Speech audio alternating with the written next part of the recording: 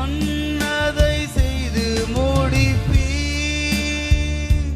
நீர் முடித்து தீர்க்கும் மட்டும் கைவிட மாட்டீர். சொன்னதை செய்து முடிப்பீர். யாக்கோபுக்கு வாக்குத்தத்தம் பண்ணினதை நிறைவேற்றினீரே, எனக்கு நிறைவேற்ற நீர் போதிரமானவர். என் கையை கொண்டு